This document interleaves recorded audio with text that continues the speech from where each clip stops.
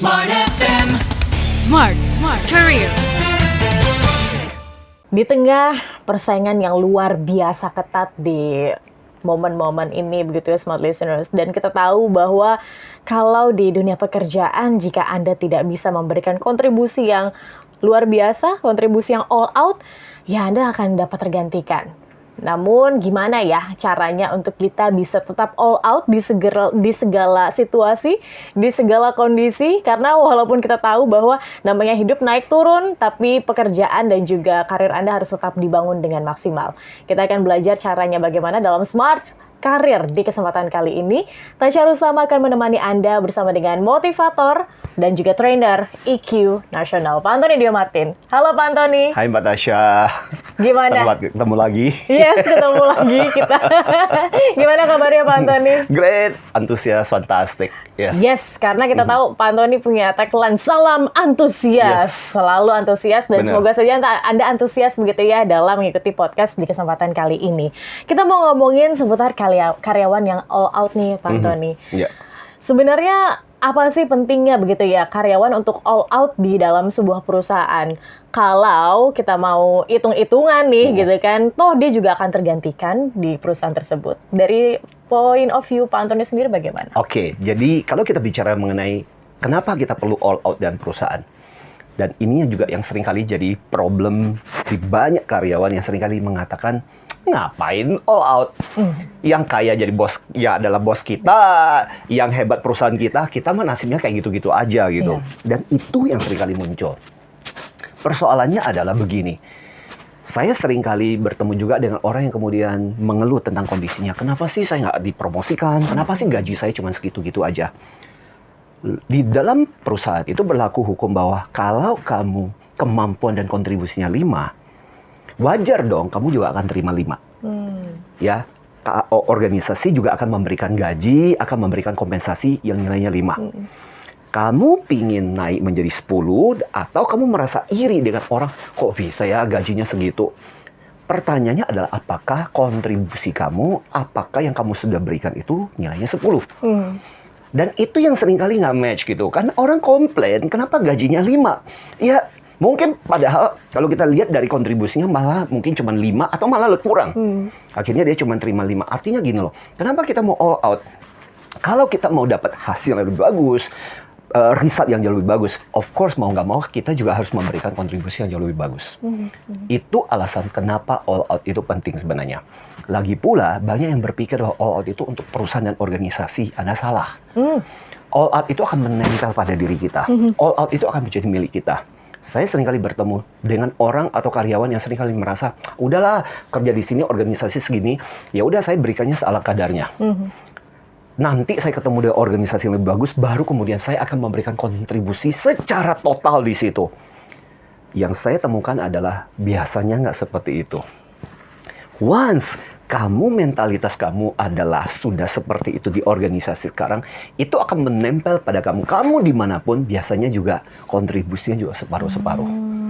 Jadi sebenarnya ini adalah urusan kita dengan diri kita sendiri, bukan urusan kita dengan organisasi. Baik, kita. membentuk jati diri begitu ya Pak Antoni ya? Betul. Oke. Dan yang untung kan buat diri kita sebenarnya. Yes. Ketika kamu pintar, ketika kamu hebat, ketika kamu all out, dan kamu kemudian menjadi semakin kompeten, itu kan buat dirimu sendiri. Bagaimana jika ada karyawan yang ditempatkan di perusahaan yang memang tidak menuntut dia untuk all out? Ya. Apakah, karena ini kan tadi balik lagi, membentuk jati diri begitu kan? Betul. Ini kan tentu sedikit banyak akan mempengaruhi diri dia.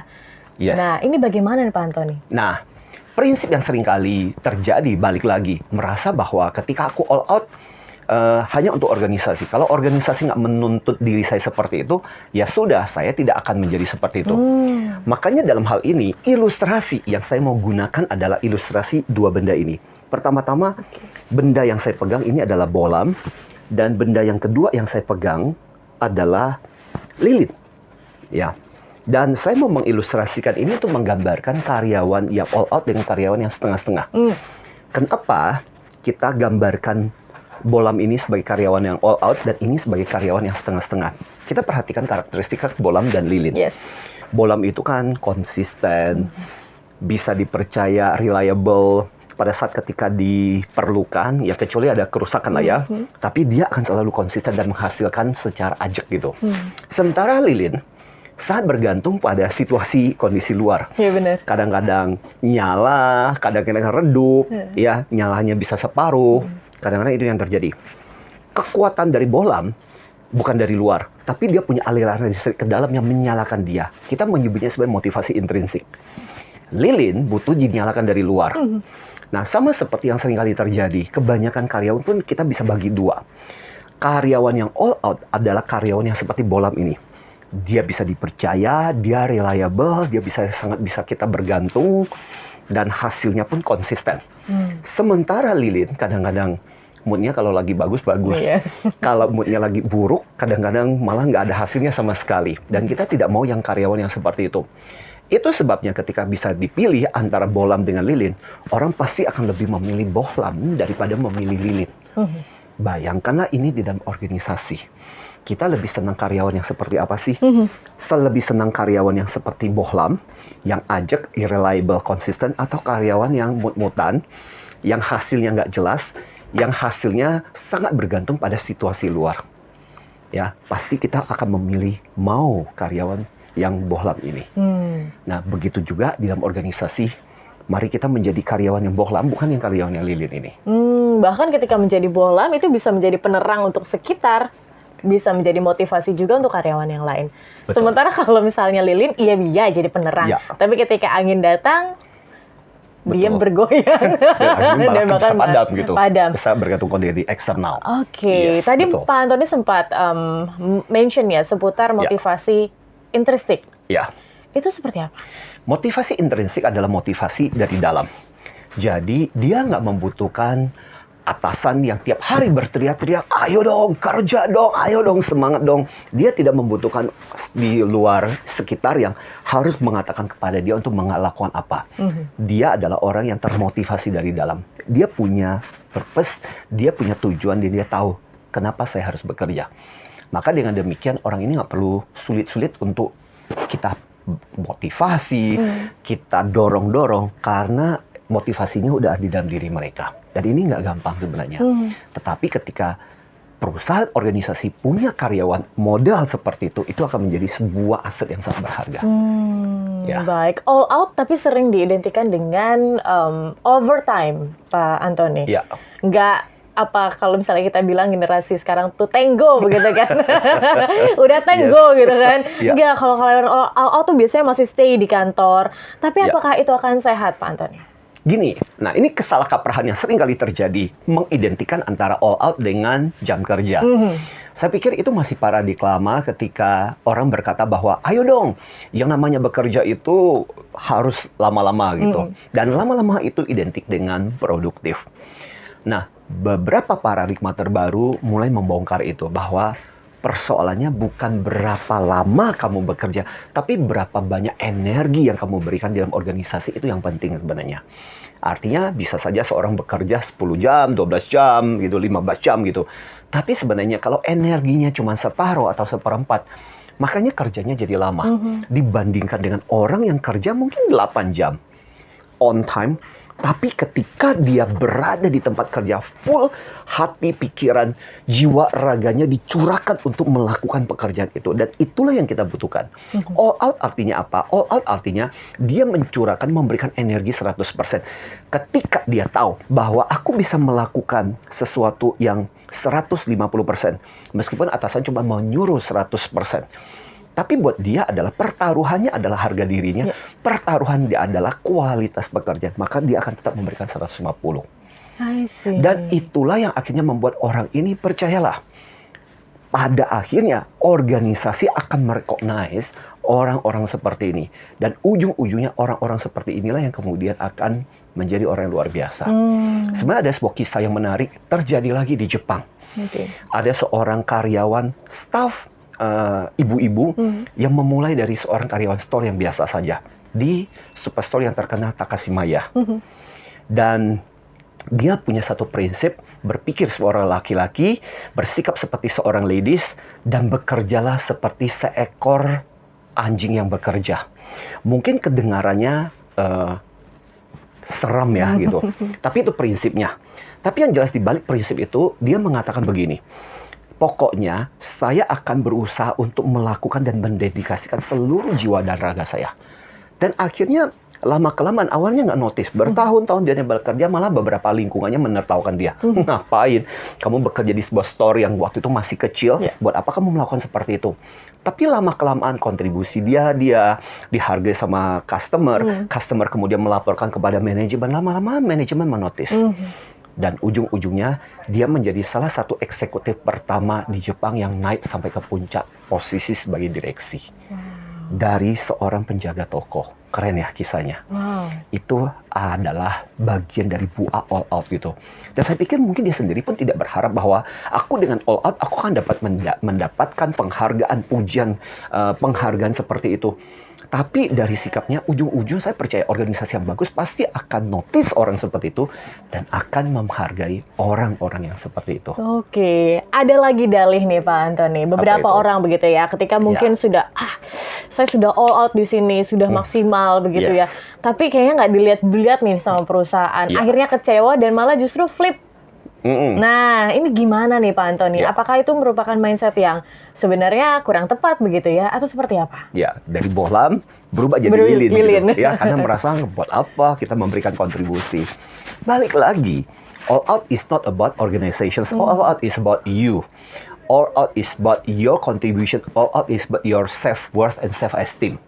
Artinya apa? Balik lagi, sikap all out itu adalah balik lagi kepada dirimu. Kamu yang membangun mentalitas itu. Percayalah, ketika sikap all out itu sudah kamu miliki, ketika sikap all out itu ada pada dirimu, kamu mau ditempatkan dimanapun, kamu akan sukses, kamu akan berhasil. Dan organisasi-organisasi, percayalah, saya yakin, kecuali organisasi itu keterlaluan banget, nggak akan pernah notice yang seperti itu. Tapi pengalaman saya sih 80-90% organisasi biasanya ujung-ujungnya akan notice orang itu. Mungkin di awal-awal enggak sih. Karena biasanya di awal-awal itu masih kelihatan sama. Tapi lama-kelamaan mulut dari ke mulut orang akan bicara, senang ya kerja sama dia, gila ya hasilnya luar biasa ya. Total banget ya ketika dia bekerja. Lama-lama itu akan menyebar. Dan ujung-ujung nanti akan sampai kepada manajemen dan manajemen akhirnya akan notice. Dan biasanya seringkali itu yang terjadi dengan karyawan yang keren seperti itu. Oke.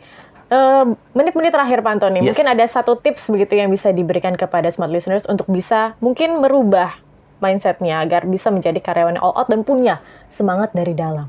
Oke. So, pada kesempatan ini mungkin kita bisa belajar dari karyawan-karyawan all out yang awalnya tidak mengharap apapun.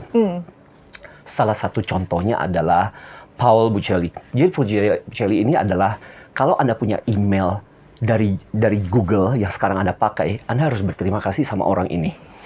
Awalnya dia cuma seorang insinyur yang cuma diminta untuk, ya namanya Google pada waktu itu cuma mesin pencari. Tapi yang luar biasa adalah all out-nya itu mulai kelihatan ketika Google menerapkan prinsip 20%. Jadi 20% waktu bisa dilakukan oleh karyawan untuk mengerjakan proyek-proyek apapun yang sukai selama itu berguna untuk perusahaan. Dan apa yang dia lakukan adalah Paul kemudian menggunakan waktu untuk all out, berhari-hari, bermalam-malam, berbulan-bulan, gak ada yang notice karena waktu itu Google cuma mesin pencari. Tapi dia mendedikasikan waktunya dan dia mulai berpikir apa ya yang bisa saya lakukan. Saya mencintai perusahaan ini. Saya ingin melakukan sesuatu yang bisa saya kontribusikan. Akhirnya dia melihat peluang adanya email yang sebenarnya bisa dipadukan dengan mesin Google. Dan dari situlah lahir yang kita pakai, bahkan saya sendiri masih punya yang namanya Gmail sampai sekarang gitu. Nah, kita harus berterima kasih kepada seorang Paul yang mau all out dan akhirnya kontribusinya awalnya diketawain, awalnya orang mencibir, awalnya orang merasa ngapain capek-capek menghabiskan begitu banyak waktu. Toh akhirnya organisasi akan notice, bahkan bukan cuma organisasi, seluruh dunia notice dengan kontribusinya si Paul ini. Wow, dan bahkan bisa berguna untuk kita semua begitu ya, sampai dengan detik ini. Iya. Oke, terima kasih Pak Antoni. Sama-sama. Semoga di kesempatan kali ini podcastnya bisa juga ikut mungkin menjadi bara api dan penyemangat lagi begitu di dalam diri para smart listeners yang mendengarkan kami di podcast Smart Career kali ini. Dan kita nantikan topik-topik lainnya Pak Antoni. Sure. Oke, dan terus Smart Listeners, terima kasih juga untuk Anda yang sudah bergabung. Dan kita harus pamit undur diri. Akhir kata, saya Tasya Rustama dan Saya Anthony Dio Martin. kami ucapkan terima kasih dan sampai jumpa. Smart FM. Smart Career. Make your future better.